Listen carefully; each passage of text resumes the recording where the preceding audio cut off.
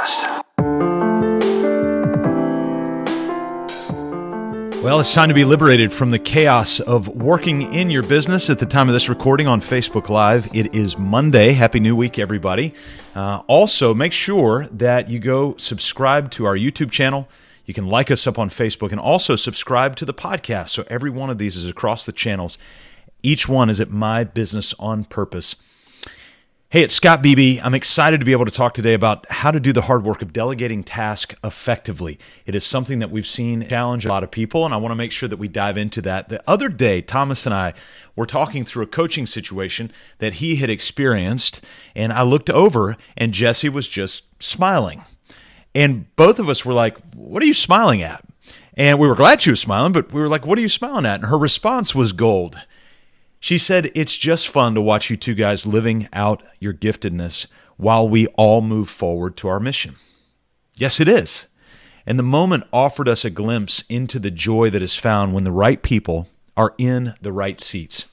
And in many cases, just because someone is in the right seat today doesn't necessarily mean that it's the right seat long term. It's a continual review. This past year, in fact, I went and updated my own delegation roadmap, a tool that we have all of our business owners do. In fact, if you want, you can complete your own delegation roadmap if you just go to mybusinessonpurpose.com/free. And right there at mybusinessonpurpose.com/free, you can actually sign up for 28 days completely for free. You'll not only get access to the delegation roadmap, but every other tool that we offer is completely free. We've just made that update, and it's really, really exciting. See, our roles are like a shrub.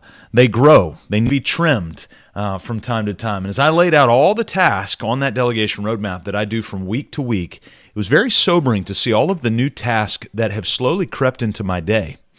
Jessie took my delegation roadmap, combed through it, and started to mark her name every single task that she would like to begin taking off my plate and that she would enjoy the challenge of doing. It was another moment of joy for me because we were able to watch Jessie grow in her role as I trimmed mine and made space for more new areas that I could grow into.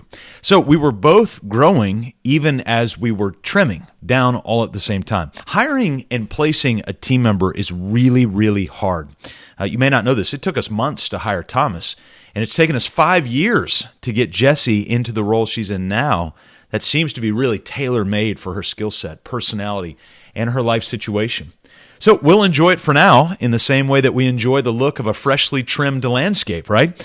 We're also very aware that the shrubs and grass will grow and eventually will look uncut and we'll need another trimming in a few months or a few years. Hiring and onboarding are never really over. So I meet with Thomas and Jessie most weeks on Tuesday afternoons for about 20 minutes each, and I ask them a set of questions. And so I thought I would take you through what those sets of questions are because they're tools that you can begin to ask your own team as well, whether they've been with you for a long time or if they're just starting out. So let's walk through those. The first question I always ask Thomas and Jessie is, how have you seen our mission and values impacted over the last week? It allows them to reflect back and to think, well, how have we lived out those mission and values?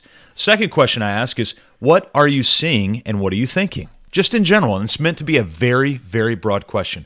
What are you seeing and what are you thinking? So that they can give kind of a general overview of everything that's in their purview. The third thing I ask him is, what blind spots are we missing? Because I'm in the seat I'm in, and a lot of times I can't see what they might be able to see and vice versa. And so we have a blind spot conversation, and I really do try to invite them into being very, very honest about the blind spots that we've got as a business so that we can live those out. I'm typing notes the whole time.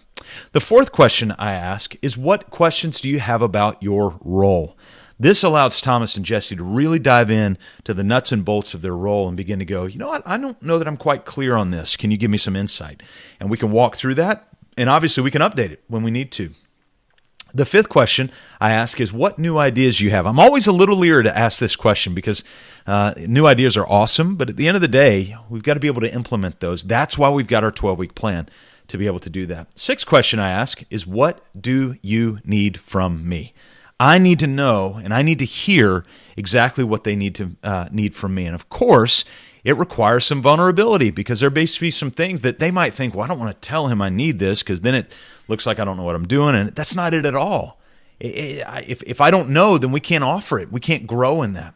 And then the final statement is a statement, not a question, that we ask every single week, and that is, here's what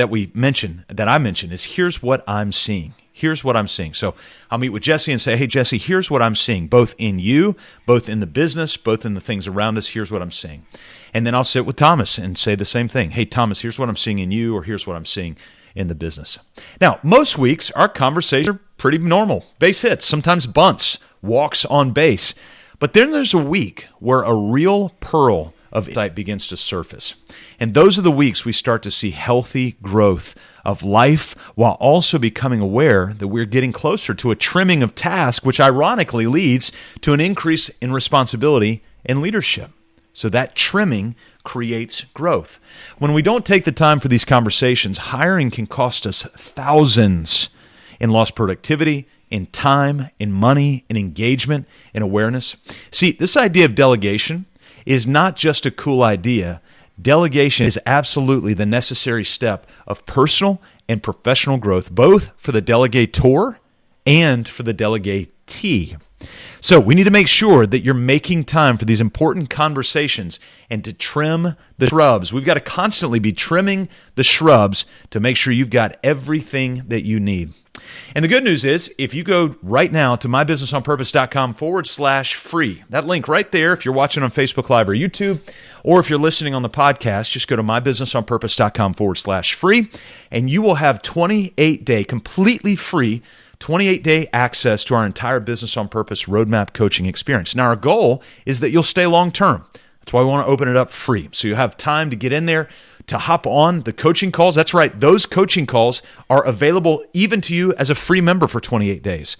You can really dig in there and see what we've got in there, and also a 28-day jumpstart guide that'll get you started. So we have paved the runway for you to be a better delegator, to be a better visioneer, to be a better leader in your business, and to build a business that truly is on purpose. So let's get better at hiring, let's get better at delegating, and let's get better at trimming the shrub of our life and of our roles so that we can create more growth for other people, so that we can be free from that business chaos and live out a business that truly is on purpose. Go check it out, mybusinessonpurpose.com/free, and have a great week, everybody.